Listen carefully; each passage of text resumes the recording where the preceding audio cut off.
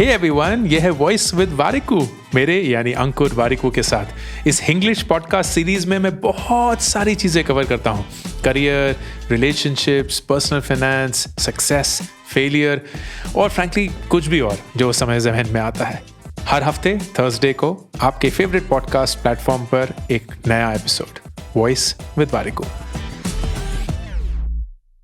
जब मैं पहली बार रुचि, जो मेरी वाइफ है, उनसे मिला था, मुझे लगा था कि ये एक ऐसा इंसान है जिसके साथ मैं ज़्यादा हैंग आउट नहीं कर पाऊंगा, क्योंकि मैं ज़िंदगी में बहुत क्लियर था। मुझे पता था कि मुझे ज़िंदगी में क्या करना है। मेरे गोल सेट थे, मेरा टारगेट सेट था, मैं उनकी तरफ काम कर रहा था बहुत डिसिप्लिन से। हर एक चीज़ मेरी ज़िंदगी में ऑर्गेनाइज थी। लेकिन वो एक ऐसी इंसान थी जो विद द फ्लो काम करती थी। उसकी ज़िंदगी में कोई विजिबल गोल नहीं थे, कोई डिज़ायर नहीं था अपनी लाइफ को कंट्रोल करने का। Exact opposite of me. लेकिन जैसे जैसे मैंने रुचि को जाना है, समझा है, मुझे ये एहसास हुआ है कि एक चीज के बारे में मैं गलत था। उसने कभी भी अपनी जिंदगी के ऊपर कंट्रोल छोड़ा नहीं। बहुत ही कम उम्र में स्कूल में ही उसने कमाना शुरू कर लिया। स्कूल बच्चों को ट्यूशन देती थी। अपनी पूरी कॉलेज की एजुकेशन के लिए खुद खर्चा उठाया। कॉलेज के पूरे दौरान खुद काम करती रही। एक मास्टर्स डिग्री करी, बहुत बढ़िया से एक जॉब मिल गया। अपनी पहली गाड़ी 24 साल की उम्र में ले ली। उसी उम्र में इन्वेस्टिंग भी शुरू कर दी। और ये सब कुछ मजे करते हुए, ट्रैवल करते हुए, बाहर जितना खाना खाना है वो खाते हुए, चीजें जो खरीदनी है वो करते हुए, सब कुछ 8 साल तक रुचि ने काम किया। और फिर एक दिन उसने क्विट कर दिया। उसको मजा नहीं आ रहा था। 1 महीना उसने दुनिया भर ट्रैवल किया। फिर वो एक माँ बन गई। अगले 3 साल उसने माँ के रोल को डिवोट किया। फिर उसे लगा कि उसको वापस काम शुरू करना चाहिए। तो कुछ क्रिएटिव आउटफिट्स होते हैं, एनिमेशन स्टूडियोज, फोटोग्राफर्स, उनको रिप्रेजेंट करना शुरू किया और उनके लिए सेल्स करनी शुरू करी, क्योंकि पहले भी वो यही करती थी, सेल्स। फिर एक ऑर्गेनिक फार्म के लिए काम करना शुरू किया। लोगों को एक सस्टेनेबल लाइवलीहुड कैसे बनाते हैं वो सिखाना शुरू किया। इस पूरे दौरान वो महीने के 20,000 रुपए कमाती थी।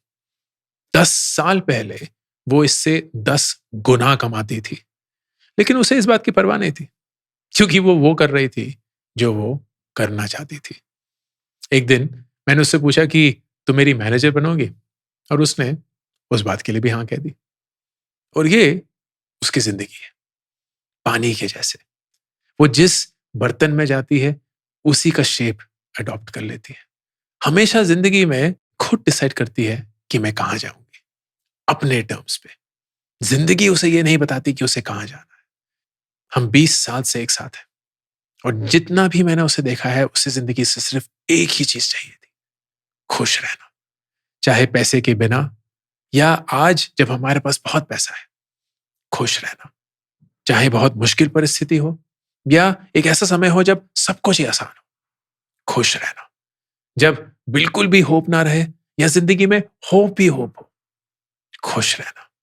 उसने जिंदगी में सिर्फ एक ही चीज चुनी है, खुश रहना।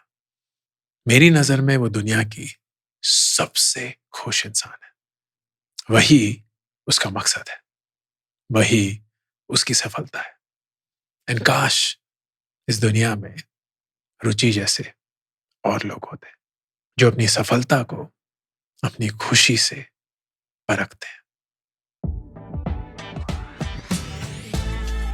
अगर आपको इस हफ्ते का एपिसोड अच्छा लगा हो तो प्लीज अपने प्लेटफॉर्म पे इसको रिव्यू करना मत भूलिएगा। And do subscribe to voice with Warikoo.